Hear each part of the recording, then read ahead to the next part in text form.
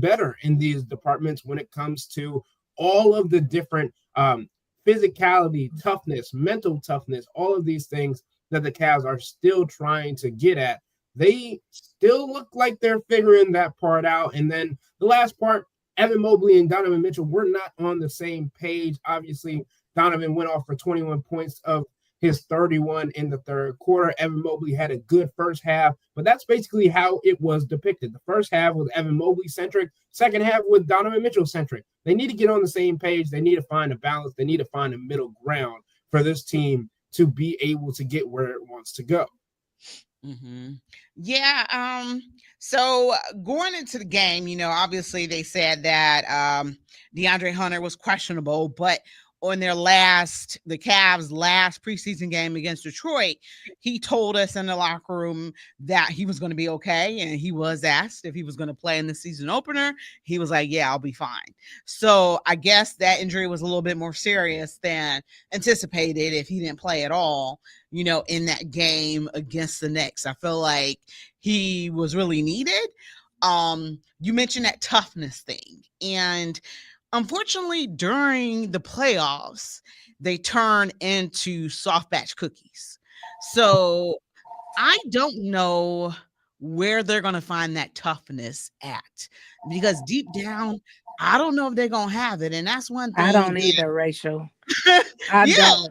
Because I just think about when we talking playoffs last year, like, old school wouldn't have never been sitting on a bench for a sore finger. Like, it's your finger. Play. You know what I'm saying? They'd have played through it on the strength of needing to be a team player. We need to win. I agree. I feel like this is a soft team, and I think it was a lot of just getting by. No rebounding. I agree with you, Mr. Sands. No rebounding on no side, on both sides of the court. I've seen absolutely no rebounding. So I agree. I don't think what we think we could do this run back as the Eastern Conference winners. I don't know that from looking at it yesterday, but I'm hopeful from the CLE.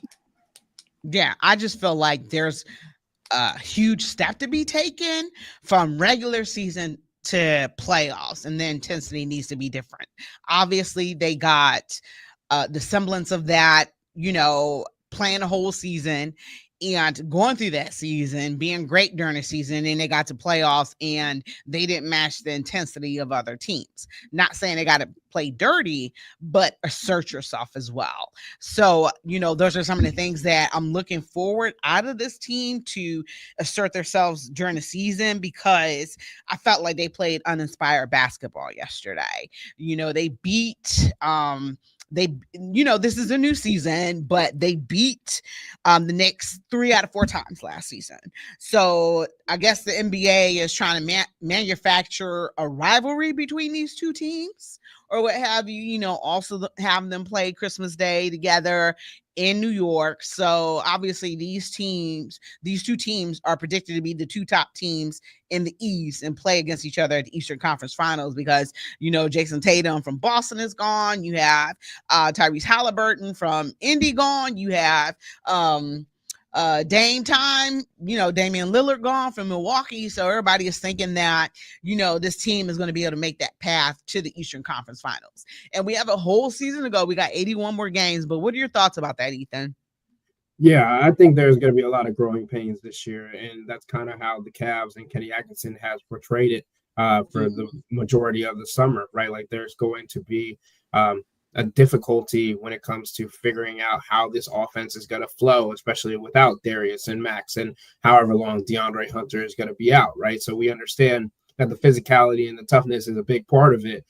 In last night's game, Jared Allen simply was not good enough, and that's the biggest question mark when it comes to toughness and being a member of the core 4 and the starting 5 and relished as one of the best centers in the Eastern Conference. You cannot have a game where you have 4 rebounds and Mitchell Robinson and Josh aren't on the floor, right? And Karl Anthony Towns and OG Anunoby combined for 25 rebounds, right? So you literally, your job is to be on the boards, and Jared has to understand that. Jared does know that, but they have to be better in that capacity. But in the whole overarching scheme of things, like Kenny Atkinson has been very upfront about it, and he was again in New York last night talking about, I think they have a losing record in the postseason, right? And over the last few years.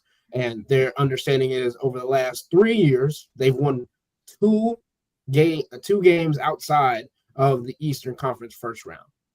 So I think there's hard being put on this team, and Kenny Atkinson also talking about just their expectations for this year. And the word championship has been thrown around this organization a lot. And Kenny last night before the game even started kind of like pumped the brakes, like, we have to get past the Eastern Conference semifinals first. And there's an understanding within the organization, within this franchise, within this team, that they have a long way to go, but they do believe, and I do believe, that this is the best roster capable of doing so. It's about getting their mindset and their mentality in the right place to be able to put their talent in the best position to do it. Stacey, you got anything? What do you think it's going to take to get that mentality to where that we are on that direction to be there? A losing streak. I think they need to go on a losing streak and recognize that they are not the same 64 win team of last year, right? Like, I have them predicted to win 58 games, and they need to be lower than that. But I do think that this team needs to be punched in the mouth. This team needs to go through some of the hardships and hear it from the media to finally have that switch kind of flipped. And I hate that saying, because if you're a true competitor, you should never have to flip a switch. It should always be on. But Jared Allen, Evan Mobley, we need to see it. Larry Nance Jr., Dean Wade, we need to see it, right? You guys are the front court, and the front court depth that it's deeper than it's been in recent memory. But yet the Cavs still have questions about this soft label that has been thrown around since they got beat by the Knicks 2-3 years ago now. So I do think it's important for this Cavs team to kind of have that reality check.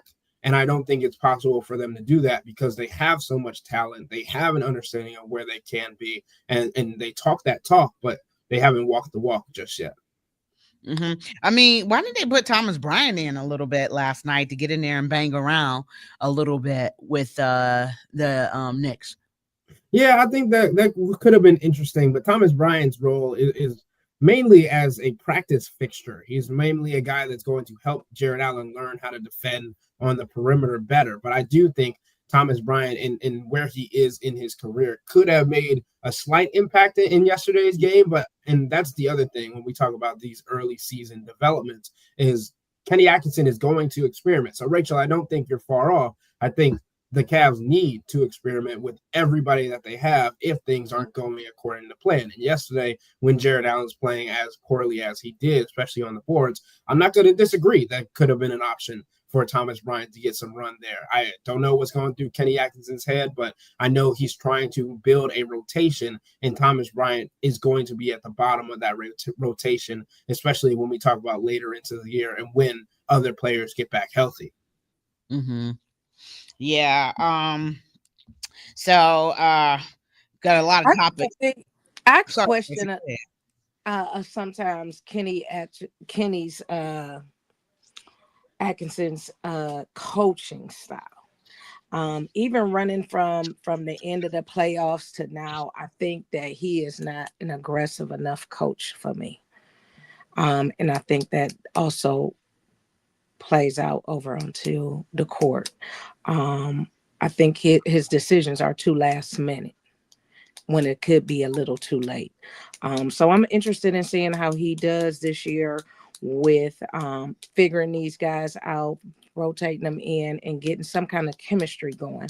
I didn't think that was a game that we should have lost, but when you're not rebounding the ball and you got a total of 32 rebounds for the whole team for the whole game, that's not going to win games. Yeah, and Kenny Atkinson's style is definitely more free flowing. It's definitely more player centric. It's not the JB Bickerstaff hard nosed that we came accustomed to over the last few seasons. But I do think Kenny Atkinson, talking about last year, right? He didn't have that opportunity to kind of build the relationship over the summer as he was with the French national team. He was traveling back and forth, trying to be a coach on Team France during the Olympics. This offseason, now you have the opportunity to like sit down with these players, have conversations. And I think a big part of yesterday's loss was DeAndre Hunter not being available, because they were predicting him to play for the entirety of the summer, and they were having him as a huge fixture of what they were going to accomplish. But him not being available changed that. And Kenny, as you mentioned, kind of had to go by the wayside and figure out what he was going to do next, rather than having decisions made like he had coming up the week before this game, knowing what was coming in. Mm-hmm. Yeah, and the Cavs just looked uninspired yesterday, and the Knicks were playing up tempo ball. The Cavs weren't able to match that intensity or that up tempo. Mike Brown is always gonna look to get the best of the Cleveland Cavaliers after the history that he's had with us, and his goal is to beat us every time. But it looks like the Knicks had a completely different game plan going into this game as far as controlling the pace and the flow of this game compared to what the Cavs wanted to do. Yeah, and it's funny you mentioned that, because Mike Brown and Kenny Atkinson are from the same coaching tree. They won a championship together in Golden State, right? They have similar philosophies. And it's funny enough, Mike Brown might be more known as a defensive coach than an offensive coach. And Kenny Atkinson is more known as an offensive coach than a defensive coach. But we know that they kind of have the same philosophies, and that's what made the opening night so interesting, is because you knew this coming in, but it then has to be translated to the personnel on the floor and how they calibrate all that they were taught throughout the summer and bring it to fruition, right? And that simply didn't happen for the Cavs, and in part because Donovan Mitchell and Evan Mobley weren't on the same page. We talked about this a little bit earlier, but the fact was Donovan was trying to take over the game because they needed him to in the third quarter, having 21 of his 31 points in that period.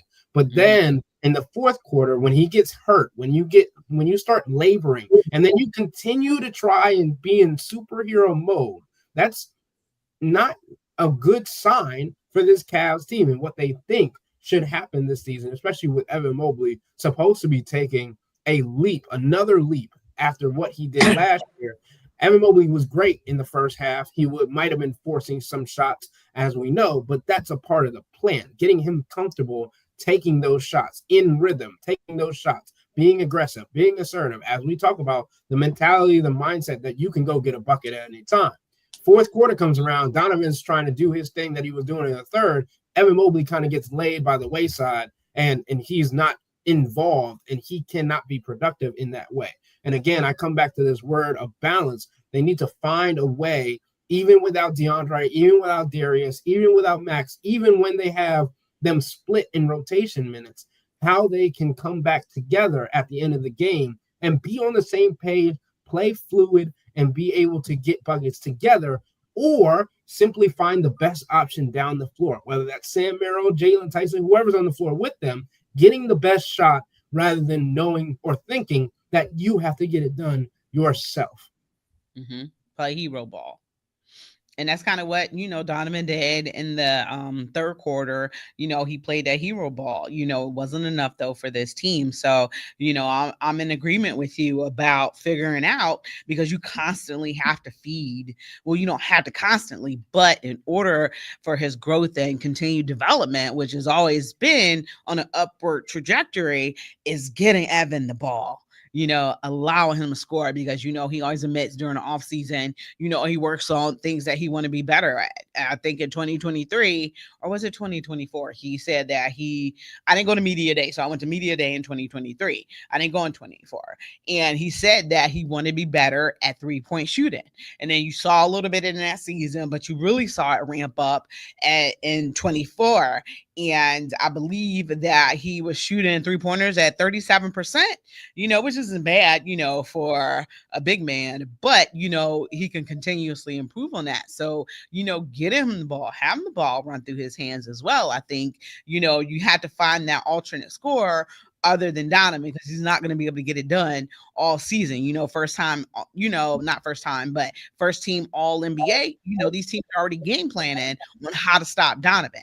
What are your other options that you can, have players play to the best of their ability when he's covered and things like that. And we can't wear him down already. It's game 1. You know what I'm saying? You scoring 31 points and carrying the team like that. You cannot wear he gonna be tired. And or he gonna be injured, one or the other. And it's too early for us to need players in Superman mode already. Yeah, I mean, he took 25 shots last night, and he played over 35 minutes, I believe. So I agree with you. I think it's too early for Donovan to be doing that. I think it was unnecessary at times when it came to the playoffs last year, and it was indicative of what they are trying to do this year in growing that aspect. But I think one of the bigger pieces that you mentioned about that Knicks team a little bit earlier was the pace that they were playing at, getting out in transition. That's supposed to be the Cavs' game this year. That is what they were working on. That's what they had drills on. They had drills during training camp where they weren't getting points for scoring the basketball. They were getting points for getting to their spot quicker than their man, or getting to a spot quicker than they thought they could. It's their entire training camp was getting their conditioning and their pace to be able to do that, because they know that their defense is going to lead to their offense. They're supposed to have another top 5 defensive rating this year. They're supposed to get back to that defensive identity, but that needs to translate to offense on the other end in transition in the fast break, because they know that without DeAndre Hunter right now, and even when either Donovan or Evan is off the floor, their half-court offense is going to be more difficult to run if the opposing defense is set up. So it's going to be interesting to see how they bounce back against Brooklyn on Friday for sure. And George Bendicki says that one Cavs game does not make a complete season.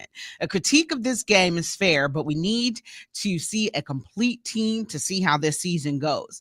Ethan, tell me how much this team will miss Ty Jerome. I don't know if I understand why they made that move, right? I understand why, because of the defensive lack that he had in the playoffs. He got played off the floor, and they're thinking about that. They're thinking about when the playoffs come around, what is needed. And a guy like Sam Merrill, you saw it last night, he was able to guard Jalen Brunson, able to guard OG Anunoby, Mikal Bridges. Even if they were taller, stronger, he had that edge to him defensively. And then you go ahead and also look on the offensive end. Sam Merrill had 19 points, right? And I think the Cavs understood that if they were going to take a risk on a player, they were going to take a risk on a player who had grown in injury history, who had grown with the organization, who had proven that he could play defensively, and also had one of the best defensive ratings for the team last year, even though he is 6'4" and he doesn't necessarily look all that great defensively. His statistics are there as well. So I definitely think Ty Jerome is going to be missed when it comes to the bench creation, because when the Cavs don't have a guy like DeAndre Hunter, that limits the bench even more, because you have to throw somebody from the bench into the starting unit. So I think the bench creation, the isolation scoring, the breakdown play scoring is going to be where the Cavs miss Ty Jerome the most. But they feel like they have players, and they feel like they can lean on guys more that can limit how much they're going to miss him. DeAndre Hunter when he's healthy, Evan Mobley, Donovan Mitchell, Jalen Tyson, Tyrese Proctor. We know there are players on this roster that the Cavs believe in to match and do what Ty Jerome did. That's kind of the fact of what they made the move to go get Lonzo Ball, is they felt they could get a 2-for-1 deal. You get rid of Ty Jerome, you get rid of Isaac Okoro, and you're bringing a guy like Lonzo, 6'6", who can do kind of what both of them did. Maybe a little bit less defensively, maybe a little bit less scoring for Ty Jerome, but Lonzo can do a lot of the things that both of those guys can as well. You also have to hope that Lonzo stays healthy as well, because he has an injury. Very injury prone. Exactly. So I'm not taking personal offense about Ty Jerome, because I still don't like the move. I'm not taking personal offense to it. But Lonzo has an injury history too. And, he's on a minutes restriction and stuff like that. So I'm just hoping that we can continue to keep him healthy, because last season, how many minutes, what was the average of minutes that they played? Like 30 minutes a game? Lonzo played 35 games last year. Lonzo played 35 games. No, I'm talking about the average minutes that they played per game. Like, wasn't it like 32 minutes a game or something like that? Nobody for the regular season played over 31 minutes a game. I think Donovan played the most at 31 minutes a game, but everybody had different minutes per game. Okay. Yeah. So, I'm just hoping that Lonzo can stay healthy to be impactful on this team. Yeah, I think that's the hope for everybody. That's the hope for Lonzo, right? Because we know that he hasn't played a season where he's played in more than 35 games since 2021. But the hope is, the understanding is that the knee injury that he's been coming back from, that wasn't the problem last year, right? He had a wrist injury last year. That's what kept him out. It wasn't the knee. So we're hoping that now that he's rehabilitated from the wrist injury, now that we know that he's had a first full summer in multiple years to be healthy, to train his body, to get in the best shape that he can be in, he's going to have the opportunity to come in and be an X factor, a game changer for this Cavs team, if he can stay healthy. And he told me in an exclusive interview that his goal is to play 60 games this year. 60? We need him for 82. No, you don't need him. Listen, well, we already know he's not going to play in back-to-backs, so that's not possible for him to play 82 games. He needs to be available. He needs to be in case. He needs to be available. Like Bill Belichick say, your best ability is availability. He need to be available. He need to be coming out the gate singing, "I'm available to you." I'm sorry. Because this team needs it. Like, he needs it. Yeah. So 23 minutes and really making no noise last night. Okay. Yeah, so this core four, what are we gonna do about Jared Allen and the low block?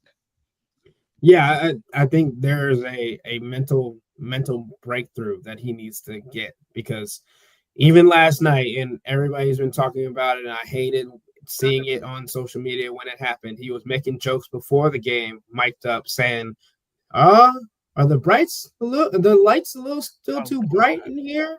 And then went and had the performance that he did. And I'm like, you're setting yourself up for the criticism, for the critique. And at this point, we understand Jared doesn't really care about any of that. But the fact of the matter is, he needs to be better. Like, you are a former All-Star, allegedly one of the best centers in the entire Eastern Conference. Larry Nance Jr. said before the game yesterday that he thought he was one of the most underrated players in the league. Show me. Show it to me. Show me. Yeah, he got to get in there and bang. Assert yourself in dominance and stuff like that. And, we just haven't been able to see that, in the playoffs, in the season as well. And that's one of the things that, and I don't like questioning a man's toughness. I know I did call them soft batch cookies or whatever, but I don't. Rachel, I'm with you. And I try to, catch myself with that, but these guys is weak. Yeah, I hate doing that, questioning people's manhood, because that's offensive and stuff. But I think we have to see his personality change on the court. Jared's a very nice guy. You could talk to him about whatever, but I'm a former athlete, and the person I changed when I got on that field. Nobody's gonna out hustle me. Nobody's gonna beat me. I'ma beat you.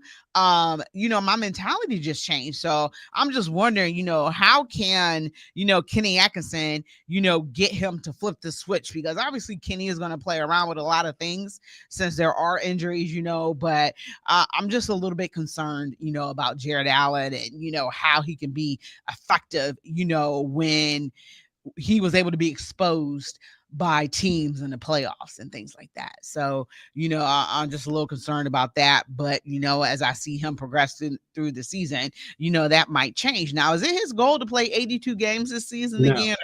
No, he's not. He's not going to play. Nobody on this Cavs team is playing 82 games this year.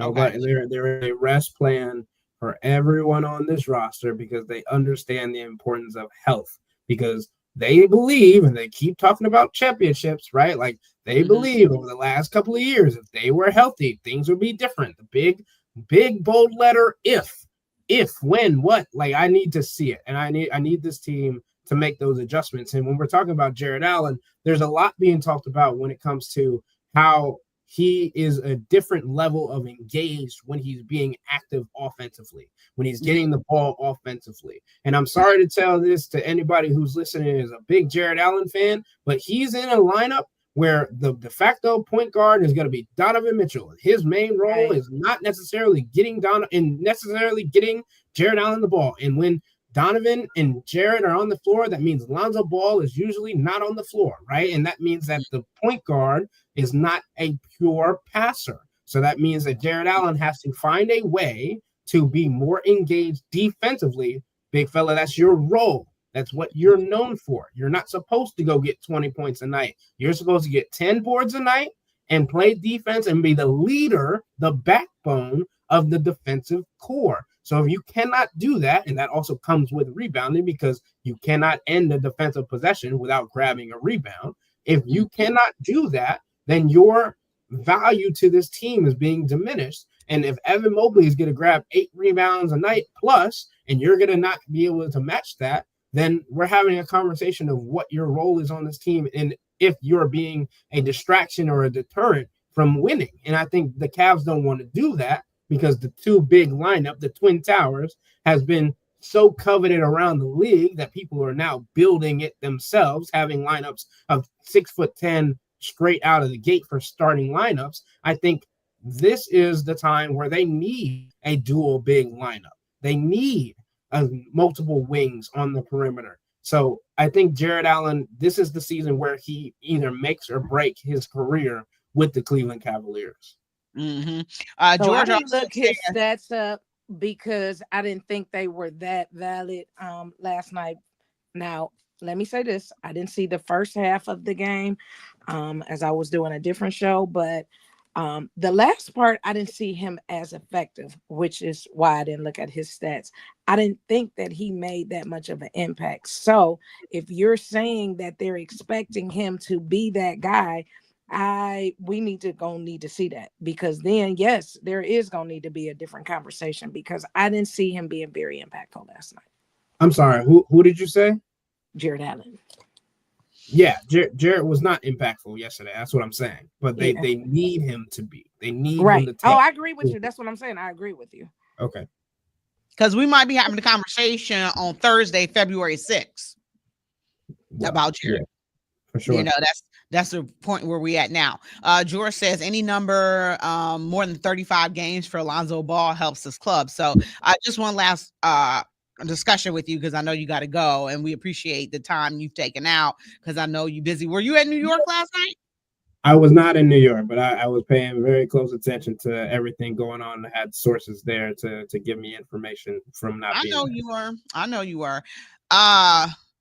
Today was kind of crazy. Lots of arrests regarding the cheating in basketball. So kind of got to get your thoughts on all this craziness. I mean, we talking mafia, La Cosa Nostra, all that other stuff. Prop bets, same thing that, Cleveland Guardians kind of seen to fall out, because Emmanuel Clase will probably not pitch in Major League Baseball ever again. He's going to get banned from the game because just recently he wanted the Guardians permission to pitch in Venezuela, I believe. And they said no. And he was supposed to pitch in another league, and that didn't happen as well. So what is going on with, all this gambling stuff, because you're going to see more people get in trouble as this betting thing continues to go on and it goes on longer. More people are going to get popped. Jonte, I forgot what Jonte's last name is that got arrested, last year. He's going through the process. He pleaded guilty. And he's banned for the game for life. So what are your thoughts about all this craziness that took place today? Yeah, I don't know a whole lot about the situation, and I don't want to act like I do, because I try to make sure my purview is on the games itself rather than the gambling aspect. We talk about gossip now. There's a level of you did it to yourself in these kind of situations where the NBA, the MLB, the NFL, like, they're promoting betting and gambling to no end on different platforms now, to the point where there's not enough rules or understanding for players of what not to do. Like, you would hope that these people would have common sense and be like, hey, you can't bet on your own games. We understand coming in, like the White Sox of the old school. You know what happened with them, right? So I do think that the gambling of the organizations in the NBA and NFL, MLB, and all these other places, it's getting to a point where they're taking some of the, like, they had to take the ESPN betting like app link or promo image off of that when they were talking about this investigation. Like, you are literally showing that you were somehow involved in this, but you can't take accountability for it because that would take money out of your pockets. Yeah, I mean, they're pushing gambling so much. They're having sports books inside, their facilities. The Cavs had one, but they took it out. The Guardians had one. I don't know if the Guardians, is still in there. I can't remember or not, because, I only go certain places in there. But yeah, I'm sure there might be a sports booking facility in the new Brown Stadium. Who knows what's going to happen, but, it just ruins the game. And, I think the stuff with Tim Donaghy, was just an eye opener. I don't know if you remember him, Ethan, when he got the NBA referee that got popped for gambling, but it's going to be more of this taking place as gambling is pushed upon us and stuff like that. I'm not a gambler because I don't believe in doing things that are set up for me to lose. But it's serious business, and the mafia, controls a lot. So, you don't want to get, in deep with them. And, I just pray for their safety, as well. Right. Federal cases, you can go on witness protection in federal cases and stuff like that. But, I just pray for their safety, because mafia still controls a lot of things around here. I'm gonna stop talking about the mafia right now before they come get me. But Ethan, I want to thank you so much, for your time today. It was a great conversation. Looking forward to having you back on as soon as we can. So thank you so much, and I look forward to seeing you on Sunday at the home opener. So thank you for being with us. We appreciate you, and we'll talk to you soon. Thank you very much for having me on. I'm excited for Sunday and for Rocket Arena to get rocking. Yeah, that's right. All right, Ethan, have a good one. You too. So, Stacey, we're going to move on to the Browns right now. So the Browns are 2-7, coming off a victory of 31-6 on Sunday. You were at the stadium. You didn't tell me that you were there. I could have came to visit you. You didn't tell me you were there. I saw pictures, though. Listen, I didn't plan on it. It was not I did not plan on it. But then so who said that they was going with the Dolphins last week to win? Didn't we have? Okay. I said that. I like being wrong. I'm right the majority of the time, but I have no qualms with being wrong. Listen, I was excited. I couldn't get that excited because that rain was wicked and disrespectful at Huntington. Okay, it was real disrespectful. However, Judkins, can we use him more? Yeah. Can we? Well, let me rewind. It was the Dolphins. Okay, so I'm only excited a little bit. Okay, it was the Dolphins, and yes, we should have won. Period. Like, I really felt like they just really almost gave us that game just because, I mean, some of them penalties they got was absolutely ridiculous. Okay. But it was the Dolphins. A win is a win. It goes into the win column. We'll take it. Right. Um, I believe that Judkins had an absolute wonderful game playing in them elements. It ain't like he not used to it. He come from Ohio State. That's what we expect, right? So I loved it. I hope now that they see what he's doing, that we see less of Ford. Okay. Can now we start having the Ford conversation of being bye. Um Defense showed up. They showed up. They did their big one. They held them to 6. So I was happy with that. Rachel, I'm still not sold on Gabriel. He won against the Dolphins. Okay. I'm not sold. And I hate to be like this, but he's just not that guy. He's just not. He performed well in the rain. I guess it's a win. We taking a dub, but it's a whole lot of other stuff that I'm just like. Well, we knew what the game plan was going to be going into the game because we knew that the weather was going to be bad. Correct. I thought the weather really wasn't as bad as they said it was going to be. I thought it was going to start raining until I literally got to the stadium. Right, exactly. And it rained for a hot second, and then it drizzled, the rest of the time. I mean, I wasn't sitting outside, so I'm not gonna lie. So to me, it didn't seem like it was as bad. It was a little bit coming down, but if you moving, it probably wasn't as bad as just sitting still.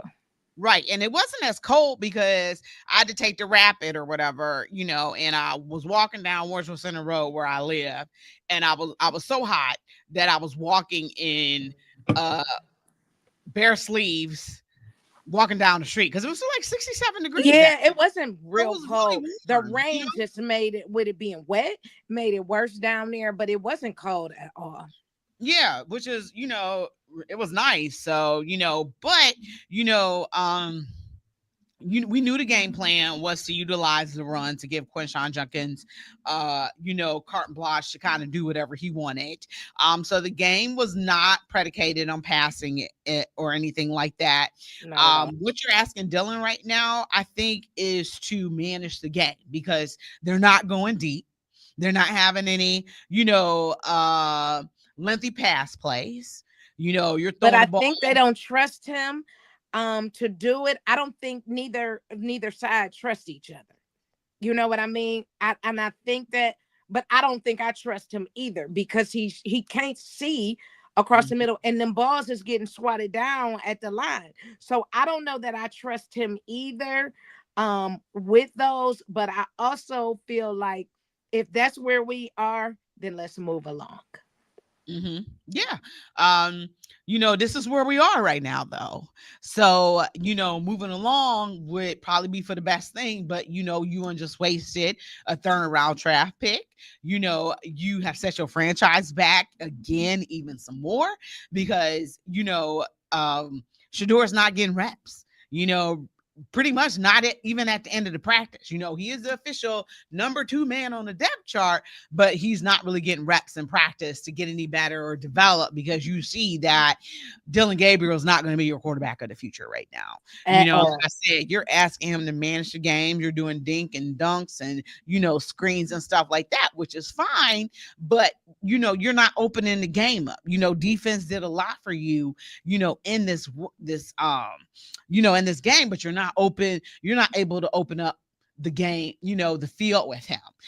Like I said, we've talked about this, having one of the worst receiving corps in the NFL. You didn't have David and Njoku, but I don't take that as a big deal. I didn't know that I missed him though. Again, it was the Dolphins. So right, but I don't think that I missed him.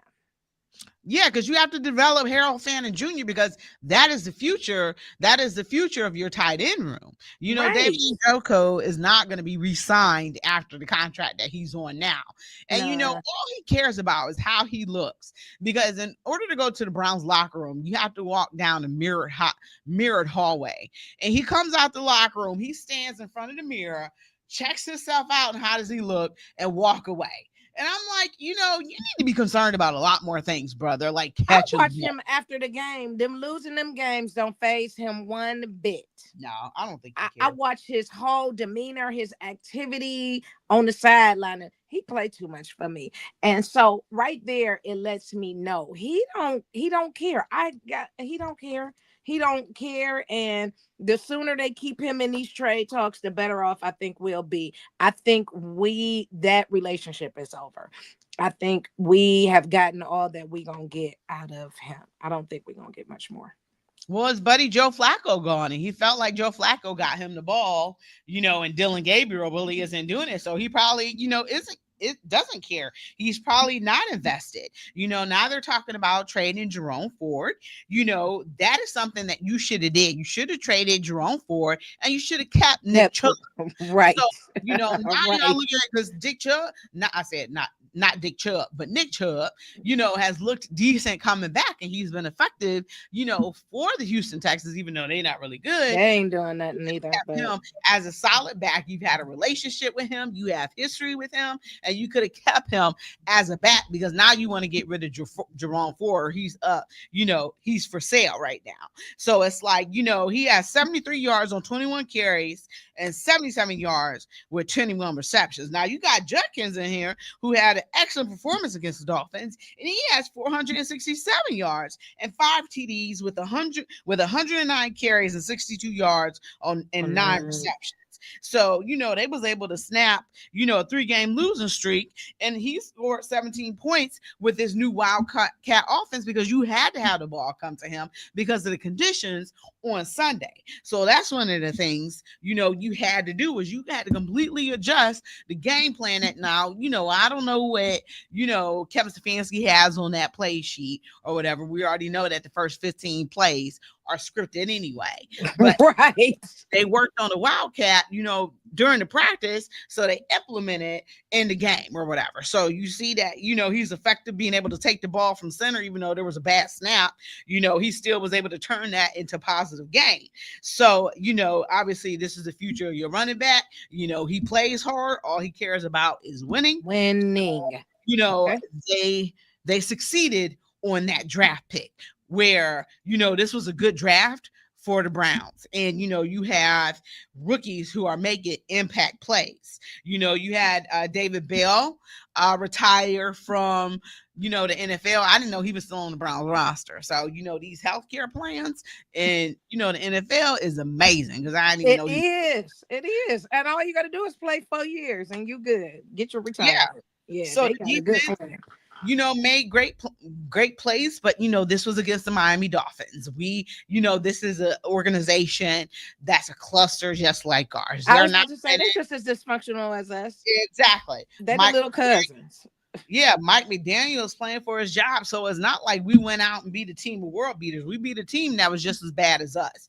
You know, right. Tua had a bad day. He threw 3 interceptions. Tua always have a bad day, but yeah, but you know, he wasn't, you know, playing well, but you had a complete effort from all 3 phases of the game. I say the offense, not so much, you know, it is what it is though. But the defense, you know, played a great game, and that is what enabled us to win that game by having turnovers. You know, Grant Delpit had a great game, and Rayshon Jenkins, you know, had an interception as well. So turnovers make the difference. And one of the things is for our defense being so good, they had not been able to capitalize off of turnovers and get turnovers. So they were able to do that.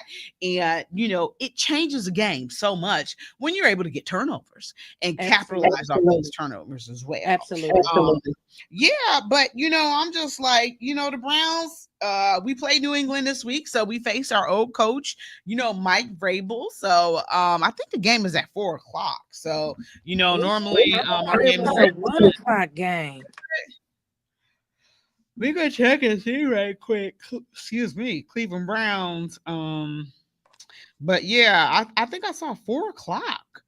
Oh, I So hope not. no, it's 1 o'clock, girl. You right. I was gonna say, you hear me like, oh, I hope not. Girl, look at me thinking we had a primetime game. Ooh-wee. No, I remember we don't get no prime times this year. We got Yeah, none, yeah. none. Yeah. So the Patriots been playing good. Mm-hmm. The Patriots been playing good. I don't know if I have to credit Cardi B and make her the MVP because Stefan is over there doing his thing. I don't know, but I know they have been performing and they have been winning. I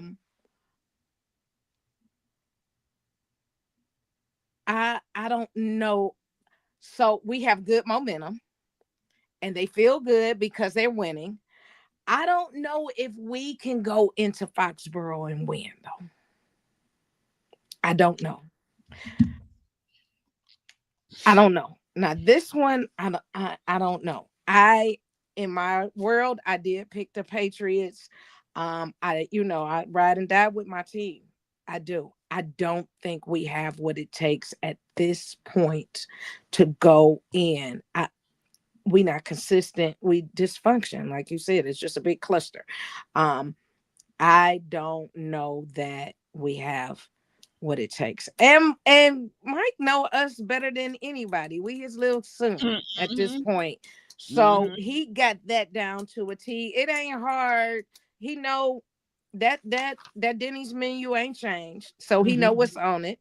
And it ain't hard to pick up what Dylan is doing. Like that's, my little nephew's out there playing. Little Pop Warner can figure that out. That is not something that is rocket science.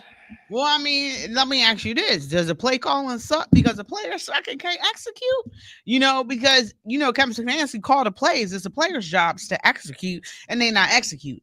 Okay, so we have quite a few players that our offense is trash. I'm going to be the first person to say that our offense is trash. We depended on what Jerry Jeudy, that they want to keep doing it too. He going to catch 1 out of 3, that math don't math to me to win games. I don't know that it's the right play calling for this team.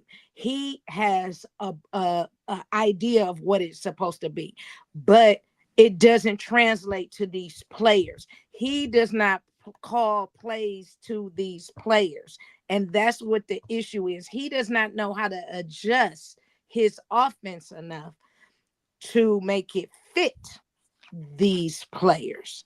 So I think it's the play calling.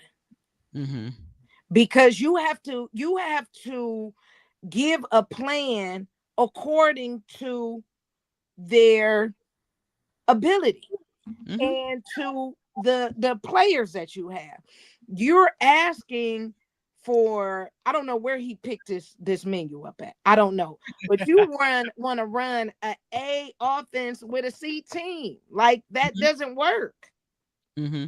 You have to play to your players' potential, and he is not adjusting to their potential, which makes them look less than. Like, give them a play calling that they can execute, and they can't. Well, whatever is on that he got, adjust it.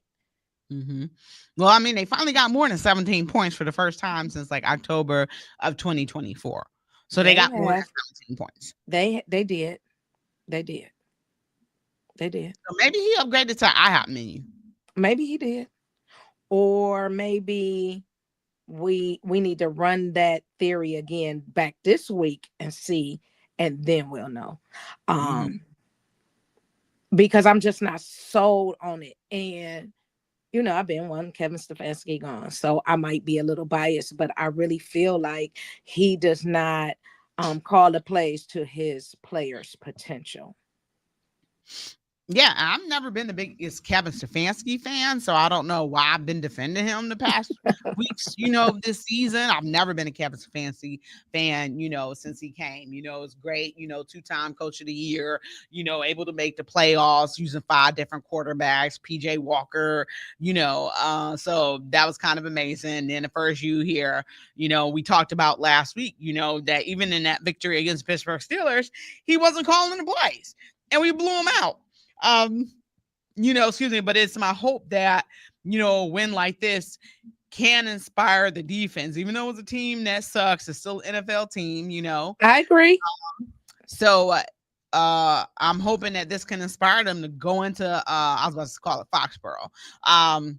Go into Gillette Field that they play in or whatever. And beat the New England Patriots. It'll probably be tough, maybe it'll be a close game, because one of the patterns that we've seen is this team is in games in the very beginning in the first half. And then they come out. And then they come back out and the whole bottom fall out. It's like the Cavs in the third quarter. The Cavs have always had struggles in the third quarter. This is, what we, are seeing from the Cleveland Browns, and teams start to pull away. So they're always in these games because of their defense, not because of their offense. Well, the offense isn't doing nothing, and it's keeping the defense on the field too long. And so they're tired by the third quarter because they stay on that field. But I don't know. Rachel, I want to, in the bottom of my soul, think that they can go in there and really do it. But I don't know, girl. I really don't. I'm just, I'm wavering, because it's like you have players, they can't develop. You don't know how to develop them.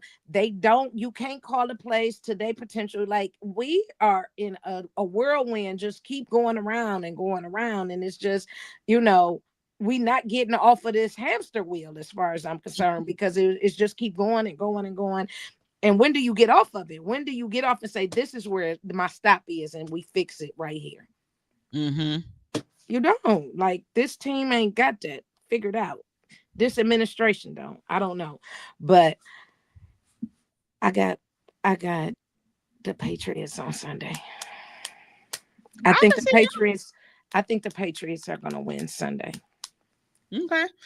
Drake May kind of been tearing it up for them too. So, this is I wouldn't say it's a better quarterback, but he's been playing very well. So you have to be able to stop Stephon Diggs as well too. So, you probably have Denzel Ward go up against him. You don't have Greg Newsome no more. So it'd be a battle with him and Ward. So one of the things is, moving on to college sports, Ohio State is going is at home this Saturday, playing against James Franklin Less, Penn State Nittany Lions, who have fell out of the top 25. At 12 p.m. The interim coach is Terry Smith. So what are you looking at with Ohio State? I'm going with Ohio State right now. I'm going with Ohio State. Even though Penn has a interim coach, they still got a lot of stuff to figure out. They still trying to climb back into the AP ratings. So they suck. They do. So I think that Ohio State is going to do what Ohio State does, and they're going to go out there and win. This is not a game that I'm really, really concerned about with Penn, because even though they had an interim coach and he's probably been around and they were used to doing things the way they were used to doing things. So now we got to learn a new way, kind of, even though they trying to stay, with it, they got to adjust to him being the coach. And so I don't think that that's going to be something that I'm got to concern myself with. Yeah, I don't even think they have to play hard to win this game. Penn State is kind of pathetic right now. They just go out there and just play. Yeah. So that's all they got to do. They just go out there and play and, run what they want to, let Julian saying, continue to develop and stuff like that because, you're gearing up to make the playoffs again. Right now, what surprises me is Indiana at number 2. Some polls had them number 1. I'm like, excuse me? So yeah, baby brother one earlier that they are at number 1 and we are at number 2. Now Indiana, I don't know how that is, but going with Kurt Signetti. I said Indiana got a little good thing going on. They do. They just signed him to an 8-year contract, which I think is a long time.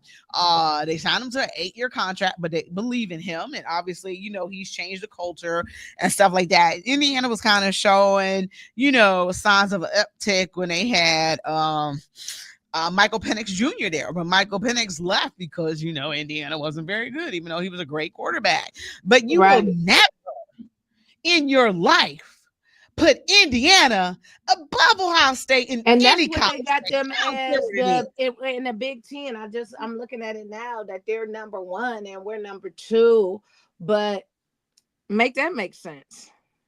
And they better be glad that we ain't on their schedules this year, or we show them that for sure. They got a long way to go at number 2. Right. Exactly. And yeah. But I'm wondering, I haven't looked that much to see who have they played in a conference. Let me see. To make them feel like they're number 1.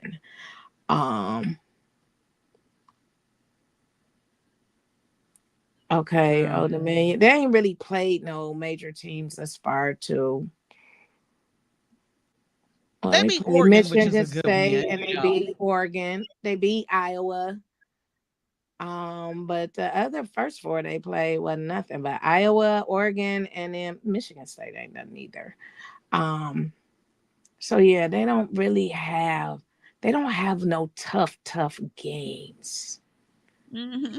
And I'm glad that they're doing it.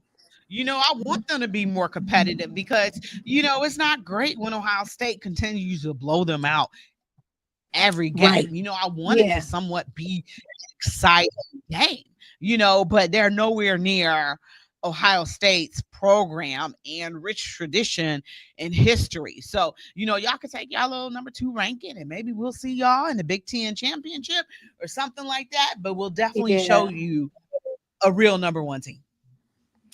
Yeah, and I think really our next couple games that we have, it shouldn't be real hard. Let's talk about the World Series right quick. So the World Series starts, I believe, tomorrow night. I want to say, the Toronto Blue Jays versus the Los Angeles Dodgers. I'm gonna put it right here. This is weird.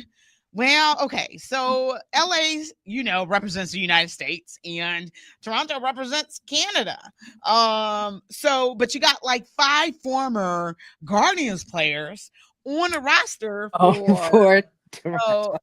Because Mark Shapiro, used to work for the Guardians / Indians, and they are very friendly when it comes to trading players. Shane Bieber was sent there, just a couple months ago. Andres Jimenez, they chose to trade him to Toronto. So, you got a roster of some, Guardians players who weren't able to win a ring here, who, might have an opportunity to win another ring, but I think the Dodgers probably will repeat.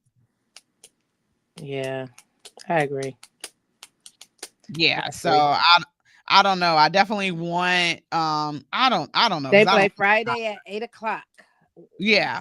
I don't want the Dodgers to win, but I don't want the Blue Jays to win either because they're not. And I hope nobody thinks it's funny, but they're not American.